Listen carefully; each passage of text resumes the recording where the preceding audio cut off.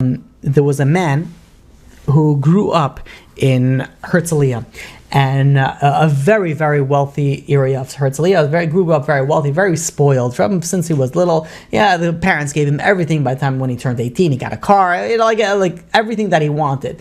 And this type of kid, he had a lot of questions. So he always was asking questions. He asked questions to his parents, and his parents, if they didn't like the question, if it was too religious, his parents were very secular. If it was too religious, they were like, no, don't worry about it. Eventually you'll get to it. It's not important right now. So he used to ask a lot of questions. Then he got into high school, and then he got, with exams, so he didn't think about it. And then eventually after high school, he went to the army. He couldn't really think too much about it.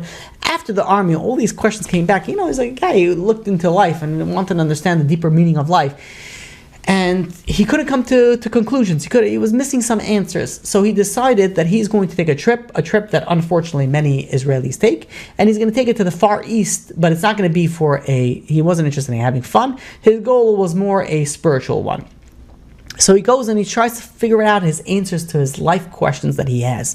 So he travels from monastery to monastery, from temple to temple, seeking answers. And he met some people, gave him an answer here, gave him an answer there, but he's asking a lot of questions. And eventually one guy told him, he says, "You want answers?" He says, "You got to go to this remote village in the Himalayas.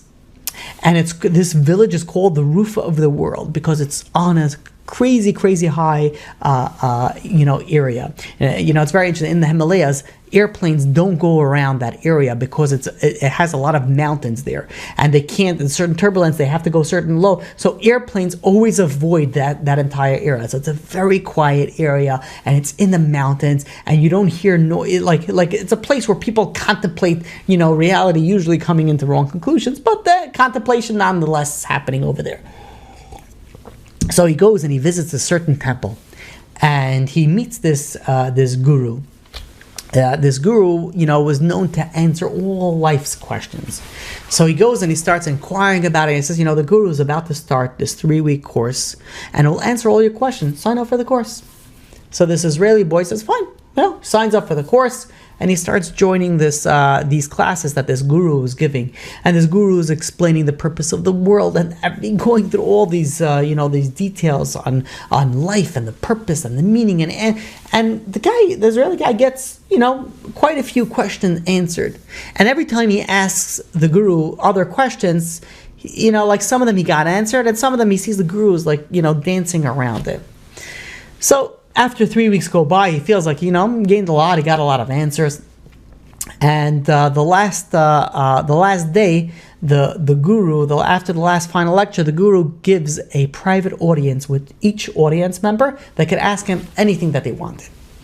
So he was waiting in line over there, and he gets to the guru, and he has this private audience with the guru, and he sits with the guru and he says, I have a lot of questions. Some of them you answered, some of them you danced around. He says, but one of them is keeping me up at night, and I need an answer to it. He says, this is more so than all the other questions. So the guru says, ask my child, what's your question? So he says, we're right now in this course, there's 14 people. Right, there's a few people from Australia, there's a few people from New Zealand, there's a few people from different parts of Europe, there's a few people from America. And the guru's like, yeah, so we have people from around the world. He says, yeah, but one thing I don't understand is 12 out of the 14 people are Jewish. He says, what's up with that? Why are there so many Jews in your course? And the guru says, my dear disciple, I thought you were smarter than this. He says, don't you know that 80% of the world's population are Jews? And he says, that's why we have, Jews here. And this Israeli guy says, what are you talking about 80%? The Jewish population doesn't even make 1%. It's not even 0.5% of the world population. There's a small, minuscule amount of Jews. And the guru is like, I don't understand how... Like, where are you coming with this information?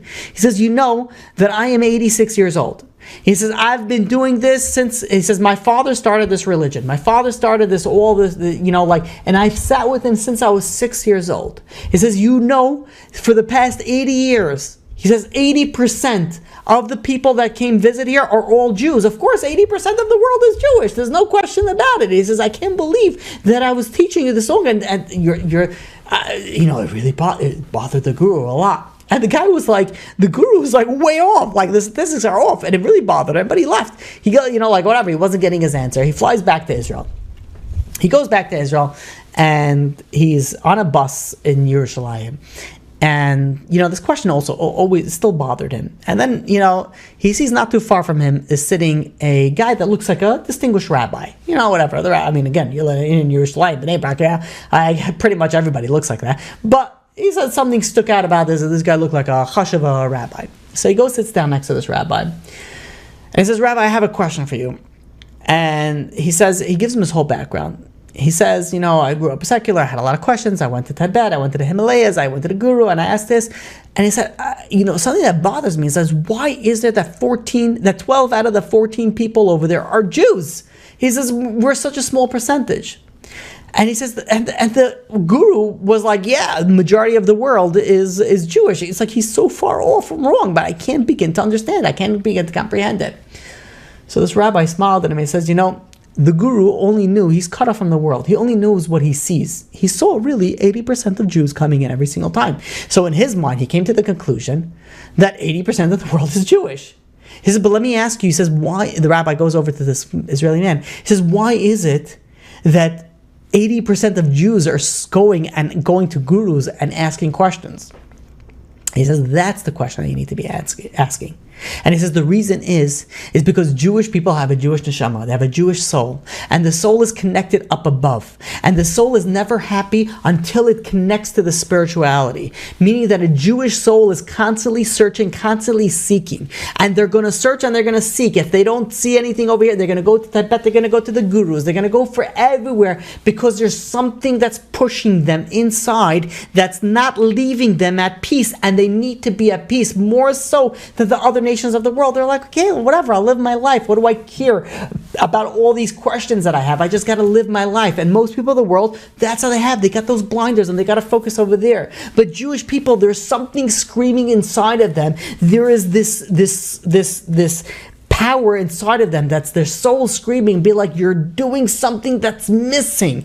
We're missing the reality. So our soul is screaming. So even if we have the blinders, HaKadosh Baruch Hu sends us those reminders. HaKadosh Baruch Hu sends us those reminders and saying, hey, by the way, look around. There's something that's missing in your life. There's something spiritual that's missing. There's this contentness that you're missing because you're not connecting to the spirituality. So yes, we live in a world of the ikfus of the Mashiach, where we're numb, but HaKadosh Baruch Hu is sending us signs and saying us, I'm here, I'm around. But not only the stimuli is coming from outside, it's also coming from inside. HaKadosh Baruch Hu is sending us these bursts of like chachma, be like, wait a minute, maybe I should be better. We have these bursts of things that coming in because our soul is not satisfied. There's so much that we need to grow. There's so much that we need to connect to, and we're missing that, and that's why we're getting all these signals.